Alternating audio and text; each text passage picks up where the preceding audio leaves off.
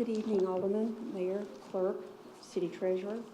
I'm Bonnie Drew, Deputy Mayor, and to my far left is Corporation Counsel Jim Circle. To my immediate left is Julia Frevert, the Communications Director. To my right is Community Relations Director Juan Huerta, and I know you know us all, but for those that might be tuning in for the first time, just to kind of give them an overview. So looking at the department structure, you can see that we have the Office of the Mayor. Under the Mayor, we have Administration, Community Relations, Corporation Counsel, and myself. And under myself, I am responsible for boards and commissions and the Department of Communications. So looking under my responsibilities, the boards and commissions, we have about 25 boards and commissions spread across the city. And they all serve at the pleasure of the mayor, with most of them with the approval of the city council. We have these boards or commissions that do have budgets. The band commission, we do pay a conductor, a program manager, and the band participants for their performances. Civil Service Commission addressing HR or employee personnel issues. The Liquor Commission, Planning and Zoning. The Senior Citizens Commission, basically that is the senior services building on East Mason Street. We own that facility, and as you look through the budget, you'll see that we pay for the maintenance and partial salaries for our maintenance people that help take care of that facility. And then the Veterans Commission, the mayor sponsors on an annual basis the Veterans Reception that we honor active and retired Army, Air Force, Navy, Marine, and Coast Guard people during the Veterans Day weekend. Bonnie? Yes. On that subject, I had emailed this week looking at the boards and commissions. Correct. So if what I was looking at is that I know that historically we've had some boards that it's been more difficult to get the attendance on. Mm-hmm. And looking at the overall budget, a couple $1,000s won't hurt us, but it might make the difference on being able to make people attend on some of these other boards. So if there are some boards that you think that maybe a $25 a meeting would entice people to actually attend, and it would allow us to actually move forward with those commissions, please let me know. Okay, certainly. And that is one thing that we're looking at. We've been looking at comparable cities. There are some of the cities that have, for instance, the Code of Appeals, the mechanical, the electrical. They will combine those. And if you look at those 2 or 3 boards, some of those have meetings that they don't even meet for. I know the Code of Appeals is not met for 4 years because they've had no issues to address. But you know, some of those that we could combine perhaps. So we are looking at those. But I appreciate your support on that. Thank you. Mm-hmm. On the workforce, on slide 4, you will see that we are going up 1.5 people. Last year, in our effort to help with the budget deficit, we did have 3 positions that went to part-time, and we are trying to restore those positions to full-time this year. It was 1 in communications, 1 in community relations, and then 1 in the mayor's office. Some of the mayor's accomplishments this year, and I'm just going to look at the overview quickly. Race riot marker rededication, the visitor center transformation, which when we get to Convention and Visitors Bureau, they're going to show you that has been very well received. We've had over 1,000 visitors just in the month or so, a little over a month that it's been open. Aware wayfinding, which is for those with visual impairment, that's now installed, up and running. And the Mayor's Youth Council, which I'm very proud of. We had our All-City Talent Show last year, which kind of brought all the high schools together. This year they have done some community service projects. They served dinner one night at the Winter Warming Center. They're going to be doing that at the Ronald McDonald House. We got an exciting group of kids that we're working with. And there will be others that will be mentioned of the departments as they come forward. At this time, I'm going to turn it over to Director Huerta to talk about community relations. I do want to mention a few points that we have accomplished through the year in Office of Community Relations. First of all, thank you for all your help with the funding of the Winter Warming Center. We continue to administrate the Winter Warming Center shelter with Helping Hands. Helping Hands has been a great partner. We house about 45 people every night there, so thank you for your support. Landlord tenants, we get about 90 calls a month for issue with landlord tenants. With the help of some of the aldermen, we were able to start a new AmeriCorps program. The city got a grant through AmeriCorps. We're able to hire 60 members in 4 locations, the Boys and Girls Club, Salvation Army, the Computer Bank, and the Goodwill. So this is going to be a great program in which we can help some of the youth get some money for education. Last summer, we continued to do our summer program at the Salvation Army, and with the outlet, we had 190 youth signed to the program. The ADA, the American with Disability Plan, was reviewed and presented it was presented to the commission. So they're going to do some revisions, and then I will present that to the legal department for approval. We are 100% in compliance with the EEOC, with the Equal Employment Opportunity, and we continue to do a lot of community outreach. As you recall, this summer we had a big outreach with the Illinois Mission of Mercy, which about 1,000 people got free dental work in the city of Springfield. So that's what we'll continue to do, with partnering with different people to help our community. I have a question. The AmeriCorps program, I know that you're getting ready to kick that off. So has there been a kickoff planned, or is that still in the planning stages?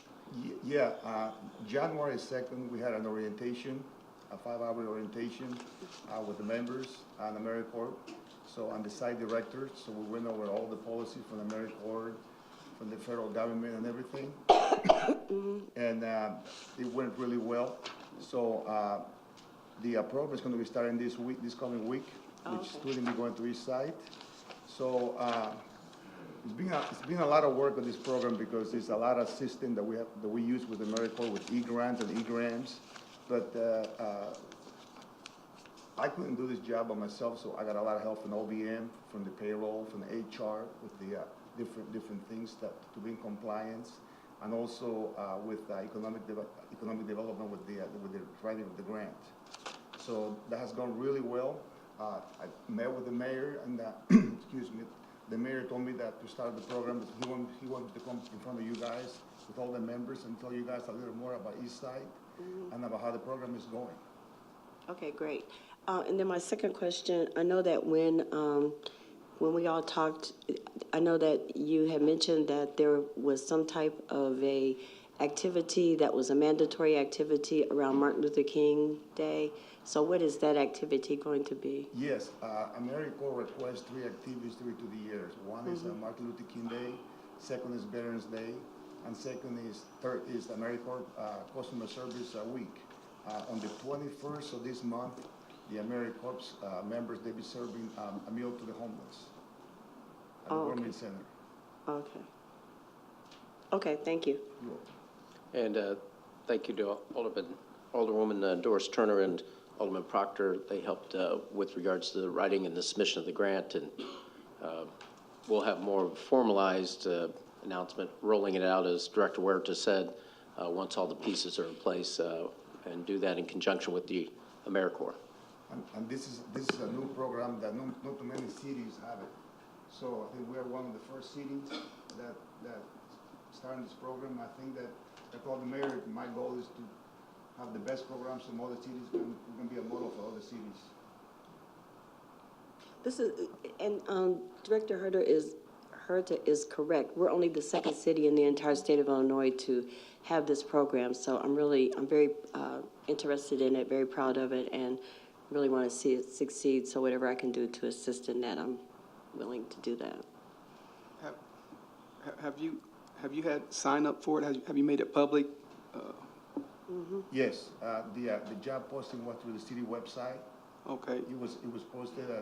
Different people helped us recruit too. I think Alderman Proctor reached out to me and asked me if I needed any help, because how can we get more information so we can? Are the slots full or? Yeah, right now we have all 60 members, but we wrote a second grant for next year, and so that'll be coming October. That'll be publicized again. So where are these people coming from that you picked? What was that? Where are the people coming from that you picked for these slots? Just Lincoln Land, some of the high schools, those type of things. We have, and by the way, we have 60 members, we have 8 females, we have 8 males. Can we get a list of who was hired for the slots? Yes, definitely. And those are AmeriCorps members, they're not city employees. Right. They're So those- paid through the Are AmeriCorps they program. students already, current students, or are they just people that already? The age range is Well, 18 to, Like I was telling If you wanna the go mayor- over the AmeriCorps like I was standards. telling the mayor and Alderman Turner, we have to obey the AmeriCorps rules, and the rules are you have to be 17 and a half to 99. If you are 55, you can give the education money to your son or to your grandson if you don't want to go to school. So we have to comply, even though the city is doing the program with AmeriCorps, we have to comply with the rules because it's a federal grant. So they'd be coming to my office and auditing my files and those type of things, their worksheets and those, to make sure that we're doing everything by the book. but we'll give you parameters of the members. And we're still working through the process, so we'll provide that documentation. But I'm very excited. I think things are going really well, and it's been a lot of work done for the past 5 months. This was just a quick fix. It's been a lot of work.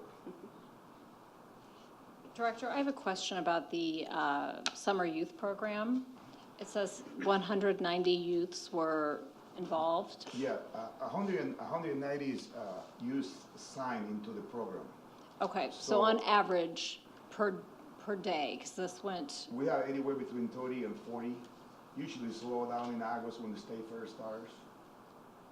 So once again, I'm hoping that the city council and the mayor approves the funding for this coming summer youth, so we can help our community, because there's a big gap between 5 p.m. and 10 o'clock for the kids to be doing something.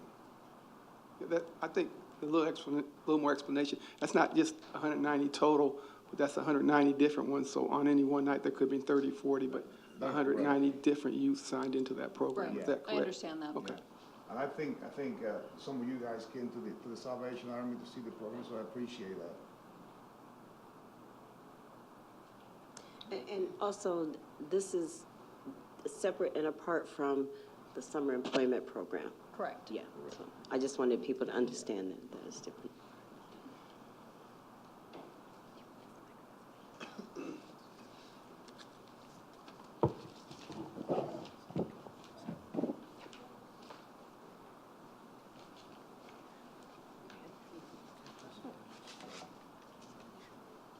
Okay, just to, I think everybody here is pretty familiar with the legal department kind of activities, but this is meant to just give you a little bit of an insight.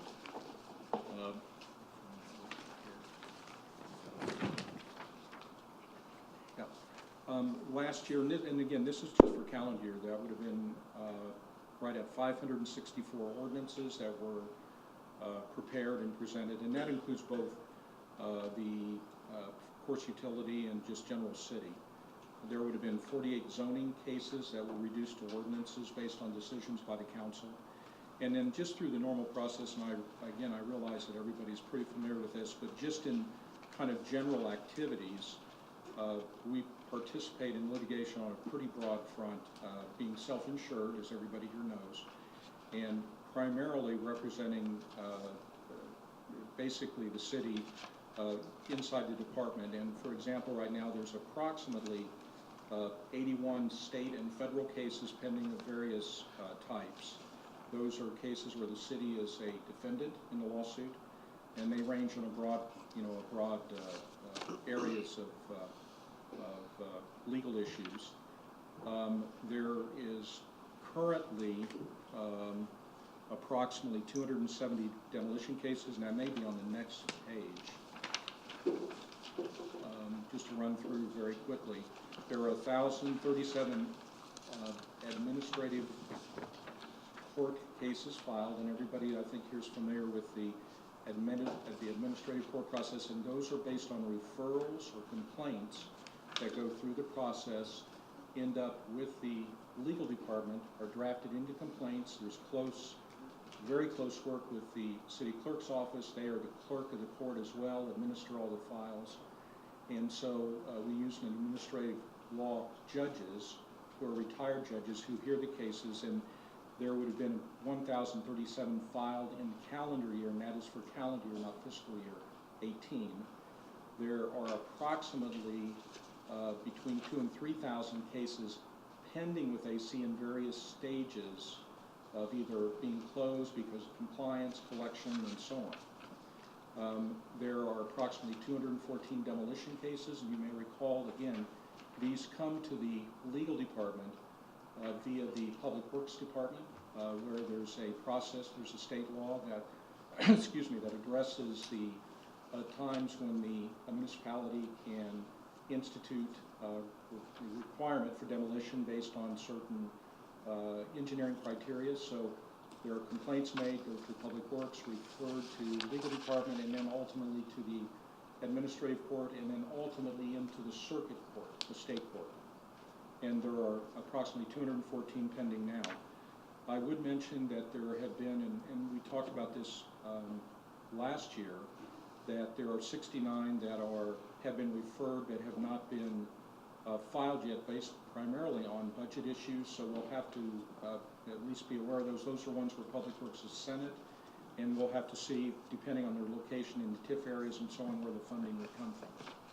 There are a total of about 201 pending MR cases. Those are miscellaneous remedies. What that is where there's an enforcement action in court, where there's been a judgment in the AC court, and then it goes over to the state court for rules to show cause and various other activities, mostly technical activities just by way of the recovering costs. And then this year there were 754 small claims case filed, same types of things, generally speaking, related to efforts to make recoveries. And then in calendar year 2018, there was a total of 894,000 recovered through all of these various activities. And I also would like to give a shout out to the Treasurer's Office and the Clerk's Office, because that whole process is really starting to come together. There's room for improvement, but this is all because of everybody really working together.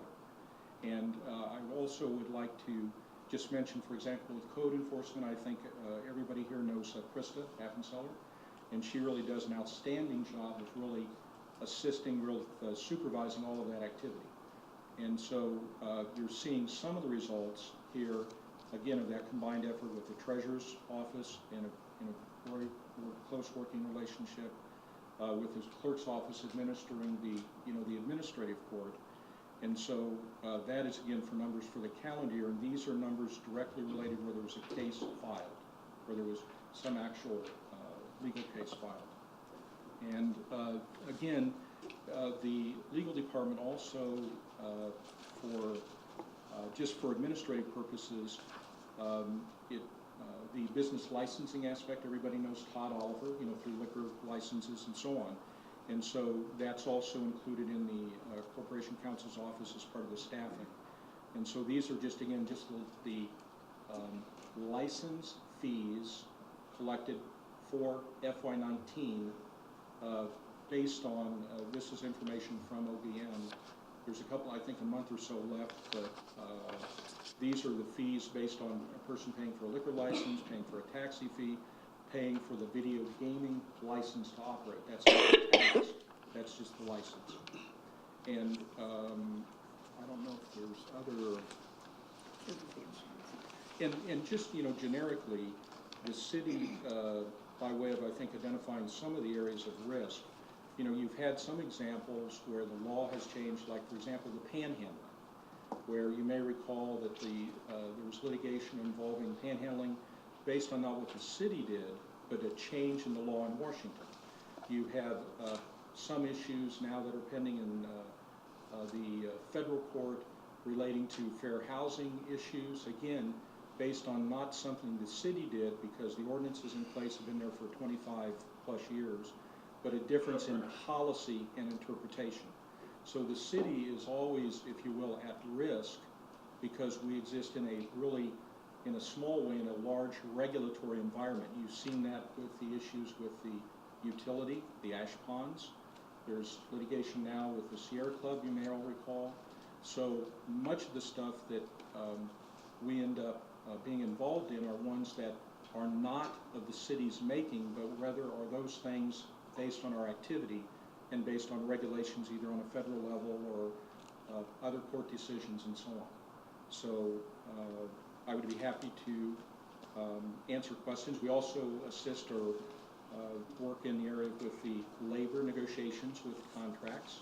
And so I don't know if there are maybe questions. I think everybody's pretty familiar with the detailed activities, so I'm happy to try to answer any questions. Corporation Counsel, you've just now described a very broad and deep workload, and it's commendable that you're able to accomplish all that you do with that type of environment that you described.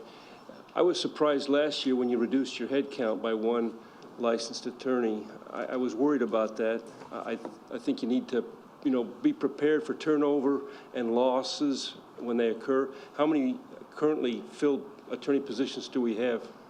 We have 8, and one will be actually being reassigned.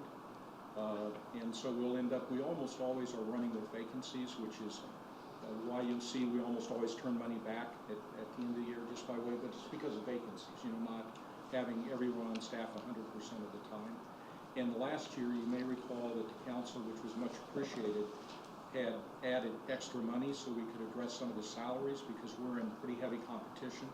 And I learned today that the new incoming Attorney General had raised their salaries because of a very difficult opportunity to really recruit people.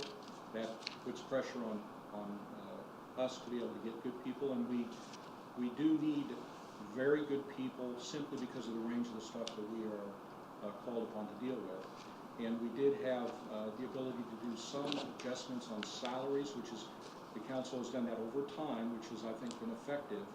And so, but we do regularly have vacancies, and it's just the nature of the process where a young attorney will come in, and a year or two, they may end up saying, well, I can get an extra amount of money, or I want to do something different, or that sort of thing. So that's a good observation. We almost always are carrying at least one vacancy.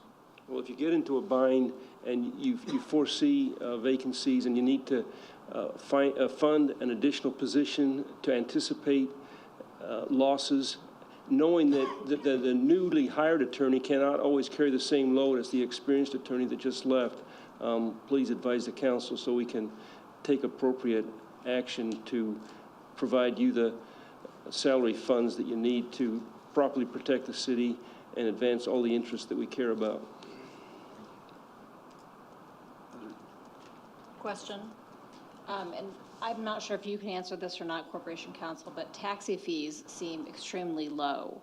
Have those gone down over the last couple of years because of Uber and Lyft? I think that, let's see, I think that they're about the same as they were last year, but I would say to you that I think that has had a significant impact.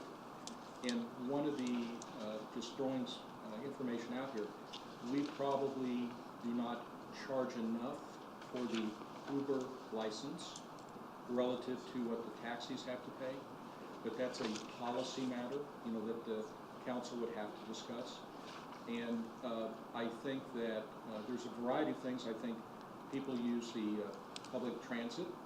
I think that the Uber has really revolutionized things. And I think there's another group that's coming in, and I don't. Lyft. Is it Lyft? Okay.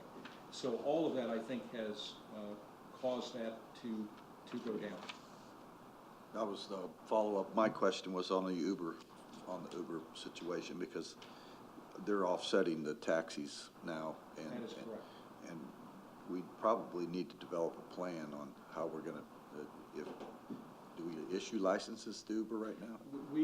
There's a grant, there is a license grant, a generic license for Uber, but we do not try to have fees for individual drivers, some cities have, or increasing the Uber license itself to operate.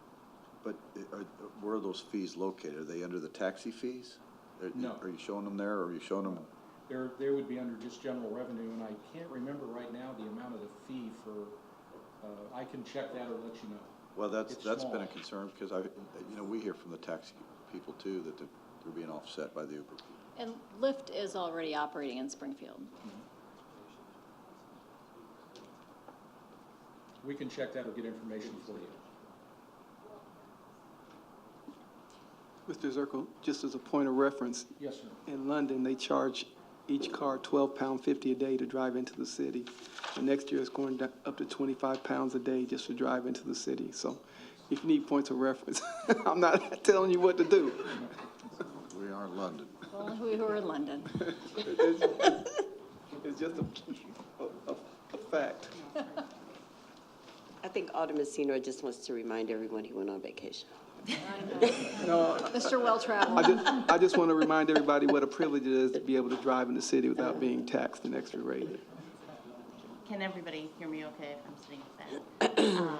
So with the AV studio and communications, as you know, we are going through an upgrade, so that's why we are not broadcasting live right now due to some of the system we have to pull the broadcast through is not giving us audio. So, but however, we're through the third and final phase of our equipment upgrade that included new camera installs. We upgraded the Comcast Cablecast system. We have now the capability of also streaming Channel 4 in addition to streaming Channel 18. The hope of that was to increase our programming, since before only people who had Comcast would be able to view those programmings. Now that we have the capability of streaming, we're hoping to bring more programming on air. And then we'll also have the video on demand, which means instead of Tony having to put the programming on and then going to YouTube and uploading it to YouTube, once it goes to the programming system, it will automatically be there so people can watch whatever they want to watch without having to go to YouTube to get it or wait till it airs. And they're very busy this year making sure they're capturing a lot of things, including the bicentennial.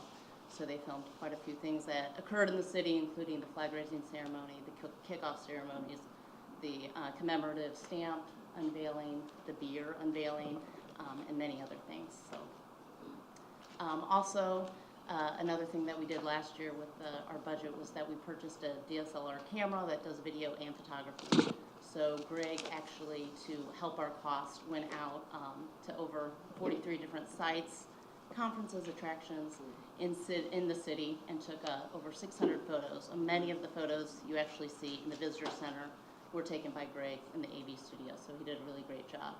He also did many department headshots, including Convention and Visitors Bureau. He did some for police and public works. So that was all through staff salary without having to go out and pay a contractor or a vendor. We did our 4th round of board meetings, and we enhanced our weekly neighborhood news by going to Constant Contact. Initially, we were just sending out an email. Now we are able to have people subscribe. We've used the alert system. We used it actually through the snow emergency. We might actually have to do it again. So that's one thing. And the other piece is that ISD has really helped us with that as well. And also for the budgeting, they did an online portal that just went live. It includes a survey function. That was what took a little longer, so people can go online, fill out some, if they have comments about the budget, they can review the budget books, see some of the charts that Director McCarty presented, and we'll put the presentations as we get them, and we'll put the video links to all these presentations as well. And then, of course, electronic communications, we continue to use our Twitter and Facebook, and then the neighborhood news. So we haven't pushed the neighborhood news as much for subscription, but we hope to. But before, we only got 64 neighborhoods associations to get it, but since we've launched this Constant Contact, we have over 200, not including the aldermen or the media that signed up for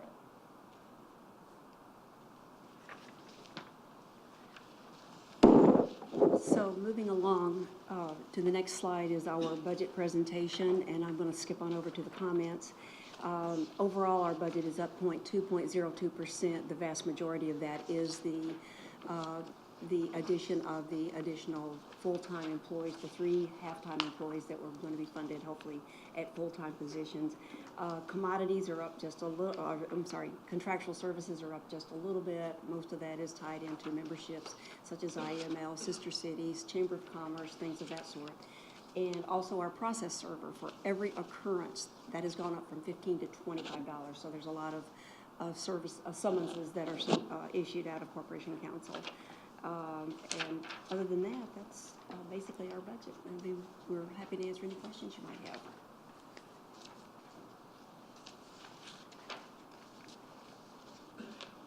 I think you did a fine job. Earlier you said that your head count was at 26 and a half, and your projected budget is 30. One of the positions is currently part-time, or one or two of the positions are currently part-time. You're wanting to hire them back to full-time. Right.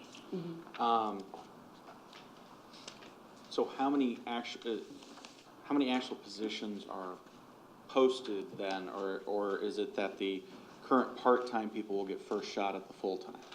One of them being the AV, that person will be back full-time. The other one will be a new posting. It was a union position that was able to bump someone else. That will be an internal posting first.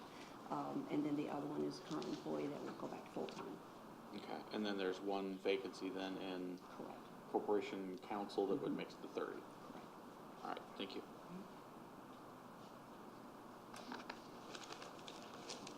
Thank you. Thank you.